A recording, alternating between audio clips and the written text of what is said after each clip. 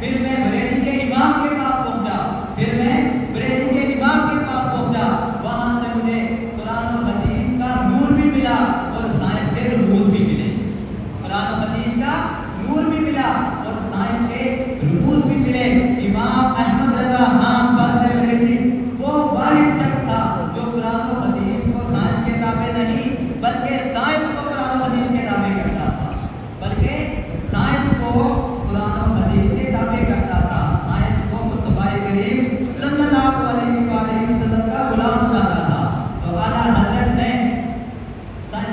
یہ نظریہ ہے کہ یہ جو زمین ہے یہ متحرک ہے، زمین متحرک ہے، یہ گردش کرتی ہے۔ اعلیٰ حضرت نے 180 پر دلائل دیے کہ یہ زمین ساکن ہے، یہ زمین ساکن ہے۔ اتنی موٹی کتاب لکھی اعلیٰ حضرت نے، اور صرف یہ کہا نہیں بلکہ یہ ثابت کیا کہ یہ زمین ساکن ہے، متحرک نہیں۔ اعلیٰ حضرت نے فرمایا، مسلم شریف کی حدیث ہے کہ جب نبی کریم رؤوف الرحیم صلی اللہ علیہ وآلہ وسلم نے ارشاد فرما دیا کہ جب زمین کو اللہ عز و جل نے بچھونا بنا کر بچھایا تو زمین کانپنے لگی، اللہ عز و جل نے پہاڑوں کو کیل بنا کر اس پہ جو ہے وہ ٹھوک دیا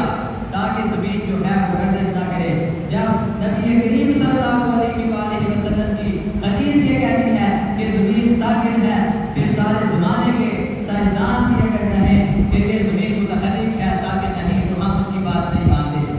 اعلیٰ حضرت سے یہ سوال ہوا کہ کس مٹی سے تیمم جائز ہے اور کس سے ناجائز ہے،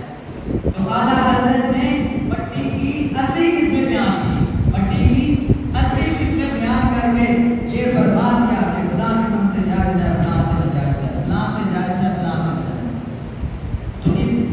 ان واقعات سے، ان باتوں سے ہمیں بخوبی اندازہ ہوتا ہے کہ اعلیٰ حضرت کتنے بڑے، جہاں پر اللہ عز و جل نے آپ کو دینی علوم میں مہارت دی تھی، وہیں پر آپ منطقی، فلسفی اور سائنسی علوم میں بھی اللہ عز و جل نے آپ کو مہارت تامہ عطا کی تھی۔ دعا ہے اللہ عز و جل سے مجھے اور آپ سب کو اعلیٰ حضرت کے فیض و برکات سے مالا مال ہونے کی توفیق عطا فرمائے، اور ہم سب کو اعلیٰ حضرت رحمۃ اللہ علیہ کے مشن پر چلنے کی توفیق عطا فرمائے۔ آخر میں میرے ساتھ نعرہ لگا دیجیے، عشق و محبت، عشق و محبت۔